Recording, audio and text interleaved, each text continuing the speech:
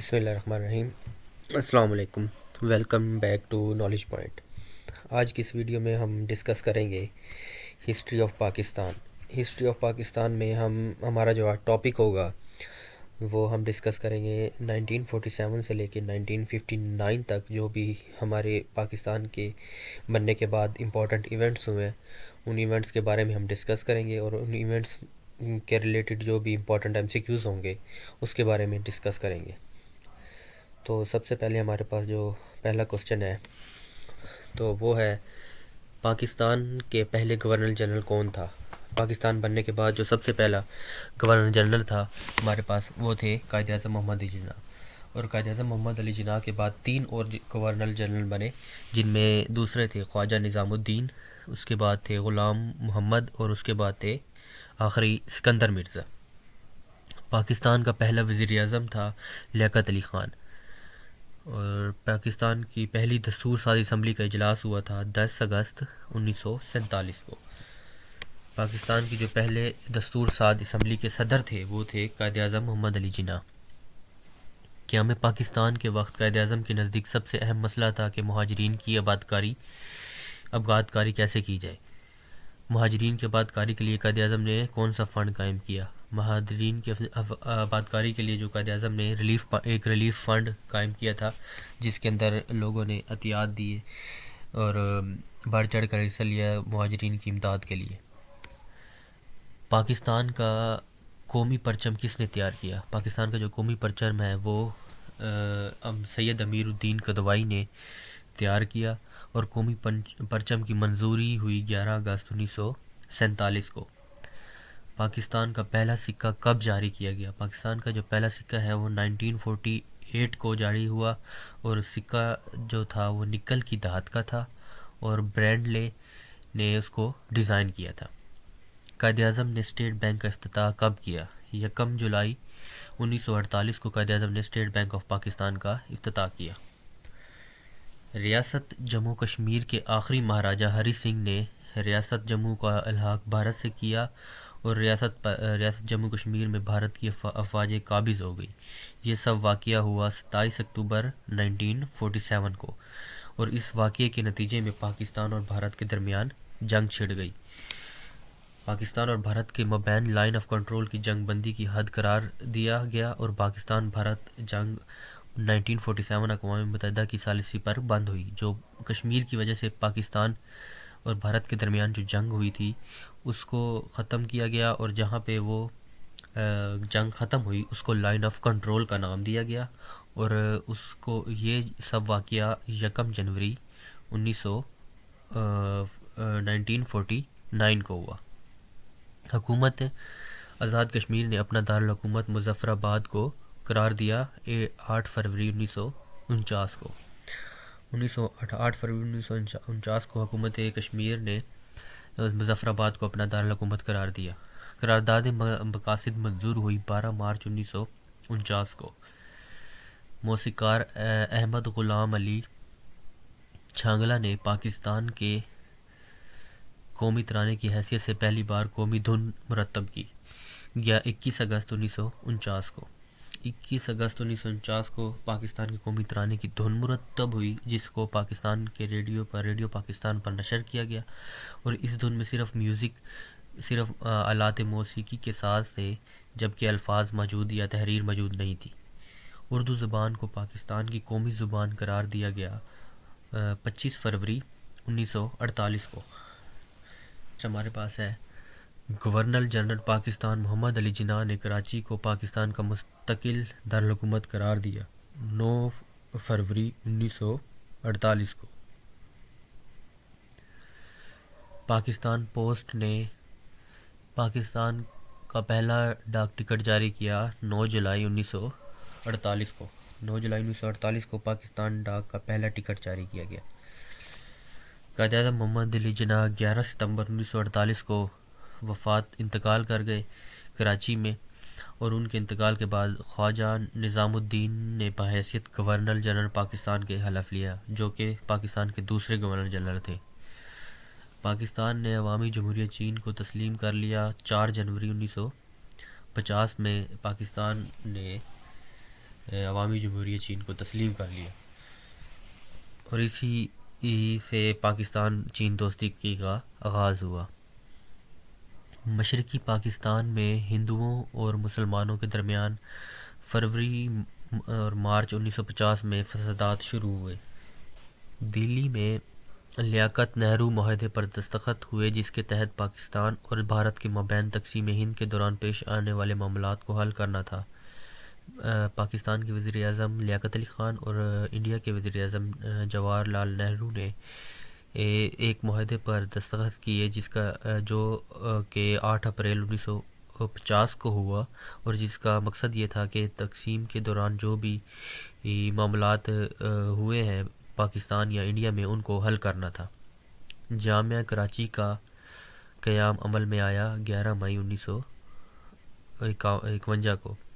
راول پنڈی سازش کیس کی سنوائی حیدرآباد جیل میں شروع ہوئی۔ مشہور زمانہ راول پنڈی کانسپریسی کیس 14 جون 1951 کو اس کی جو سنوائی ہے وہ حیدرآباد جیل میں شروع ہوئی۔ راول پنڈی میں وزیر اعظم پاکستان لیاقت علی خان کو قتل کر دیا گیا۔ 16 اکتوبر 1951 کو وزیر اعظم پاکستان لیاقت علی خان کو راول پنڈی میں جس آج کے لیاقت باغ جس جگہ کو کہتے ہیں، وہاں پہ ان کو جلسے کے دوران قتل کر دیا گیا۔ 7 اکتوبر 1951 کو ملک غلام محمد گورنر جنرل پاکستان بنے۔ بلوچستان کی شاہی ریاستیں ریاست مکران، ریاست لسبیلا، ریاست خاران اور ریاست کلات پاکستان کے حکمرانوں نے پاکستان میں ضم کرنے کے لیے مرکزی حکومت سے اتفاق کر لیا، اور جس کے تحت مذکورہ ریاستوں کو صوبہ بلوچستان میں ضم کرتے ہوئے پاکستان کا حصہ قرار دیا گیا۔ 12 مارچ 1952 کو تحریک ختم نبوت کا قیام عمل میں آیا۔ 8 مئی 1952 کو پاکستان اور بھارت کے مابین مغربی بنگال اور مشرقی بنگال کی حدود کے تعین کے لیے معاہدہ قرار پایا۔ 21 اگست 1952 کو مغربی پاکستان اور مشرقی پاکستان کے مابین 24 گھنٹے جاری رہنے والی ٹیلی گرام سروس کا آغاز ہوا۔ 22 اگست 1992 پاکستان نیشنل اسکاؤٹس کا قیام عمل میں آیا۔ 31 دسمبر 1952 کو میں آیا پاکستان میں۔ محمد علی بوگرا نے بحیثیت وزیر اعظم پاکستان حلف اٹھایا۔ 17 اپریل 1953 کو بانی پاکستان محمد علی جناح کی جائے پیدائش وزیر میشن قومی یادگار قرار دیتے ہوئے حکومت پاکستان نے اپنے تحویل میں لے لیا۔ 14 جولائی 1953 کو جس جگہ پہ محمد علی جناح قائد اعظم پیدا ہوئے تھے، اس کو قومی یادگار قرار دیتے ہوئے اسے پاکستان کی گورنمنٹ نے اپنی تحویل میں لے لیا۔ پاکستان میں پہلی بار حکومتی سطح پر یوم شہدائے کشمیر منایا گیا۔ 16 اگست 1953 مشہور عالم دین محقق علامہ سید سلیمان ندوی 69 سال کی عمر میں کراچی میں انتقال ہوا ان کا 22 نومبر 1953 کو۔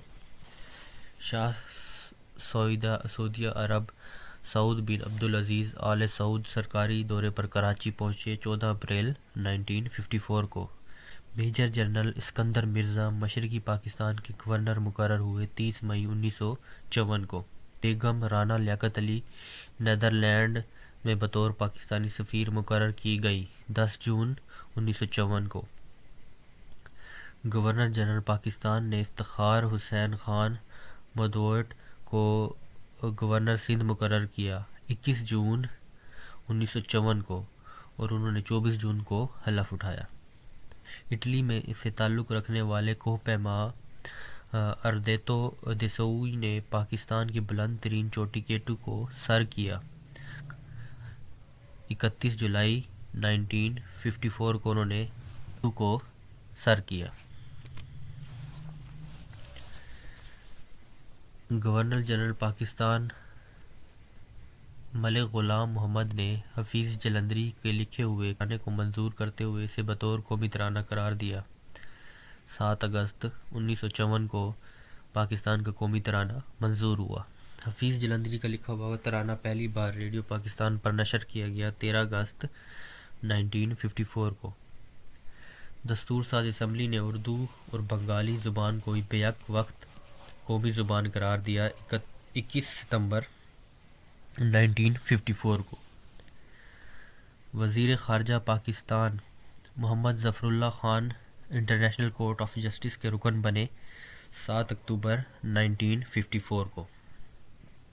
گورنر جنرل پاکستان ملک غلام محمد نے دستور ساز اسمبلی توڑ دی اور جس کے نتیجے میں صوبائی اسمبلی تحلیل ہو گئی۔ 24 اکتوبر 1954 کو انہوں نے دستور ساز اسمبلی توڑ دی، گورنر جنرل پاکستان غلام محمد نے۔